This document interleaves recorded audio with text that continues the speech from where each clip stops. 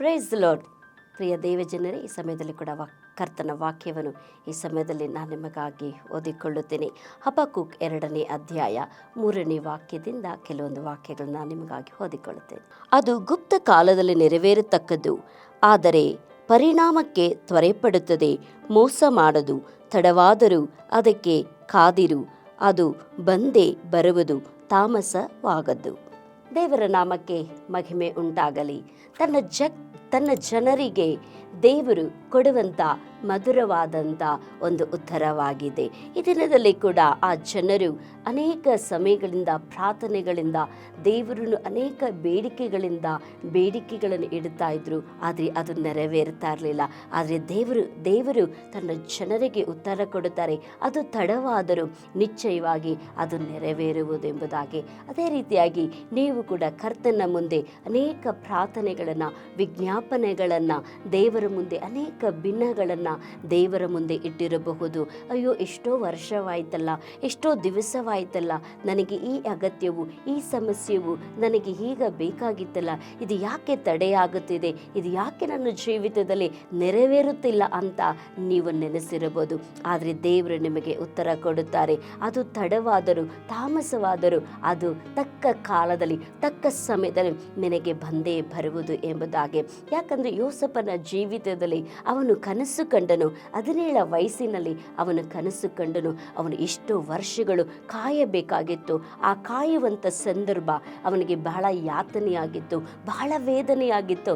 ನಿಂದೆಗಳು, ಅವಮಾನಗಳು, ಹೋರಾಟಗಳು, ಕಷ್ಟಗಳು, ಗೇಲಿಗಳು, ಪ್ರಯಾಸಗಳು, ಅನೇಕ ಕಾರ್ಯಗಳು ಅವನ ಜೀವಿತದಲ್ಲಿ ಉಂಟಾಯಿತು.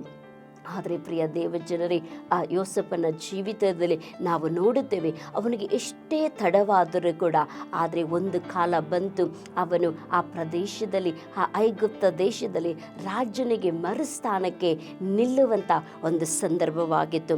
ಅದನ್ನು ತಡೆ ಮಾಡಲು, ಅದನ್ನು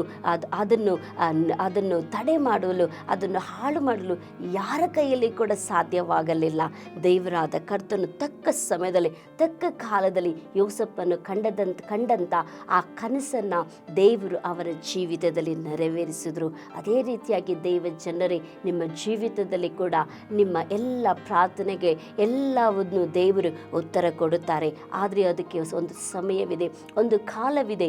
ನಿರೀಕ್ಷಿಸುತ್ತಾ ಇರಿ. ವಾಕ್ಯ ಹೇಳ್ತಿದೆ, ನಿನ್ನ ನಿರೀಕ್ಷೆಯು ನಿರಾರ್ಥಕವಾಗುವುದಿಲ್ಲ ಎಂಬುದಾಗಿ. ಆದ್ದರಿಂದ ಕರ್ತರು ನಿಮಗೆ ಇವತ್ತು ಭರವಸೆಯನ್ನು ಕೊಡುತ್ತಾರೆ. ದೇವರು ನಿಮಗೆ ಉತ್ತರವನ್ನು ಕೊಡುತ್ತಾರೆ. ಅದು ತಡವಾದರೂ ತಾಮಸವಾದರೂ ಬಂದೇ ಬರುವುದು ಎಂಬುದಾಗಿ.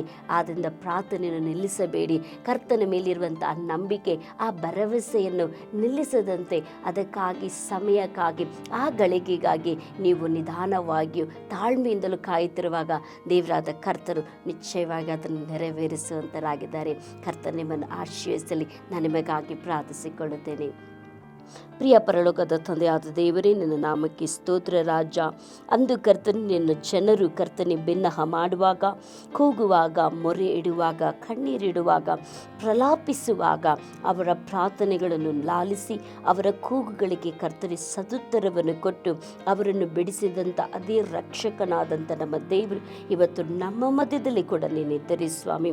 ಅನೇಕ ಜನರು ಅನೇಕ ವರ್ಷಗಳಿಂದ, ಅನೇಕ ಸಮಯಗಳಿಂದ ಉತ್ತರ ಸಿಗದೆ, ಅಪ್ಪ ಸ್ವಾಮಿ, ಯಾವ ಉತ್ತರೂ ಇಲ್ಲವಲ್ಲ ಎಂಬುದಾಗಿ ಬಯಸುವಂಥ ಅವರ ಬಯಕೆಗಳನ್ನು, ಅವರ ಜೀವಿತಗಳನ್ನು ಮಾರ್ಪಡಿಸಿ ಹಿಂದೆ ಅವರ ಜೀವಿತದಲ್ಲಿ, ಅವರ ಕುಟುಂಬದಲ್ಲಿ ಸ್ವಾಮಿ, ಅವರು ನಿರೀಕ್ಷಿಸುತ್ತಿರುವಂಥ ಕಾರ್ಯಗಳು ಕರ್ತನೆ, ಅವರು ಎದುರು ನೋಡುತ್ತಿರುವಂಥ ಕಾರ್ಯಗಳು ಅವರ ಜೀವಿತದಲ್ಲಿ ನೆರವೇರಲಿ ಸ್ವಾಮಿ. ನೀನು ಆ ರೀತಿಯಾಗಿ ಮಾಡುವಂಥ ಒಳ್ಳೆಯ ದೇವರಾಗಿದ್ದರೆ ಅದನ್ನು ನಾವು ನಂಬುತ್ತೇವೆ, ವಿಶ್ವಾಸಿಸುತ್ತೇವೆ. ನೀವು ಹಾಗೆ ಮಾಡಿಕೊಡೋದಕ್ಕಾಗಿ ಕೃತಜ್ಞತಾ ಸ್ತೋತ್ರಗಳನ್ನು ಸಲ್ಲಿಸಿಕೊಳ್ಳುತ್ತೇವೆ.